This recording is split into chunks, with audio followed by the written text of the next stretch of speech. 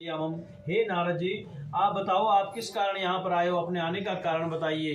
तो नारद जी कहते हैं कि तत्रेष्टायामम च नाना कलेश बंधित।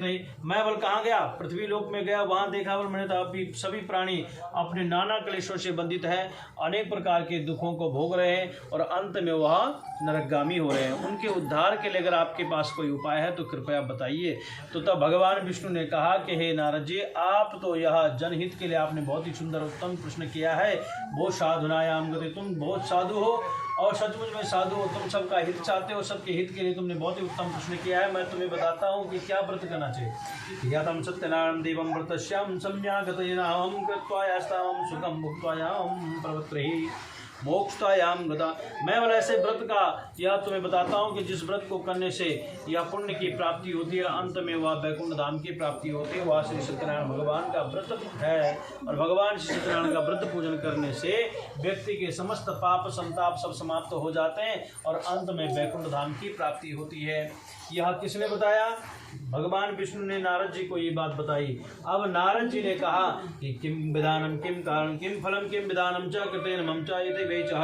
अब हे भगवान, आपने बता तो दिया कि सत्यनारायण भगवान का व्रत करना चाहिए, लेकिन इसका विधान क्या है, कब करना चाहिए, कैसे करना चाहिए? तो तब कहते हैं इति मम श्री सत्यनारायण देवष्टयाम च मुखेशे ब्रह्मणष्टयामम च धर्म प्राणम तत्परेशेमम, कि धर्म में पूरी आस्था रखते हुए प्रातः काल उठ करके स्नान करके नित्य नैमित्त से निवृत्त होकर के अर्थात जो अपना संध्या पूजन कब संकल्प करना चाहिए कि प्रभु हम आपका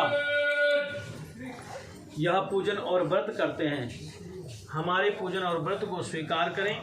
और व्रत पूजन को स्वीकार करते हुए तथा चाहिए मम निरूपणार्थी श्रीमन्नारायण, हम आपका व्रत करते हैं, हमारे व्रत को स्वीकार करना।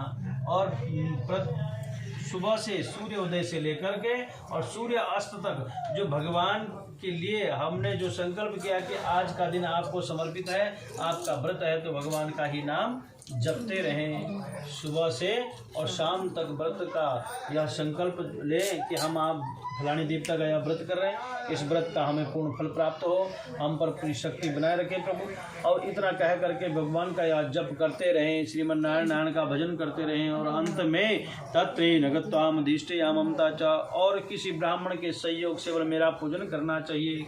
कौन कहता? भगवान विष्णु जी कहते हैं नारद जी को कि यहाँ किसी ब्राह्मण के सहयोग से मेरा पूजन कराएं, षोडशोपचार से या पूजन कराएं। पूजनोपरांत मध्य अममता च श्रीमन्नारायण। और तदो प्रांते इदेवं श्रीमन्नारायण नमः विष्णु देवताभ्यो नष्टांतरगमति श्री सत्यनारायण व्रत कथायामं श्रवणस्यं गता।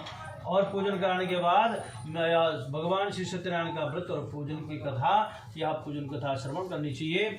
और तदोपरांत गतिम बंधु बांधव सहित सबको यह प्रसाद वितरित करके स्वयं भी प्रसाद ग्रहण करना चाहिए। और इस प्रकार से तब यह नित्य मंगल, तब यह विराम देना चाहिए। इस प्रकार से इस नियम से जो भी व्रत करेगा तो उसको क्या फल की प्राप्ति होगी कि धन दानम च वर्धते, कि धन में वृद्धि होती है, तचम संततिम वर्धति, और संतान की वृद्धि होती है, और तथा अंतो गत्वायाम मोक्षम गता, अंत में मोक्ष की प्राप्ति होती है। तो यह व्रत जो करता है उसको यह क्या मिलता है? धन की प्राप्ति होती है और संतान की प्राप्ति होती है और अंत में मोक्ष की प्राप्ति होती है। इंसान को चाहिए क्या? धन चाहिए और संतान चाहिए और मोक्ष चाहिए।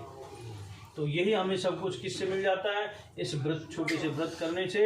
कलयुगे मात्र मध्य ममता च, कलयुग में एक छोटा सा मुक्ति को पाने का एक छोटा सा उपाय जो कि कम समय में और कम खर्चे में और मुक्ति को देने वाला है। तो यह एक श्री सत्यनारायण भगवान का ही व्रत है। बोलो श्री सत्यनारायण भगवान की जय।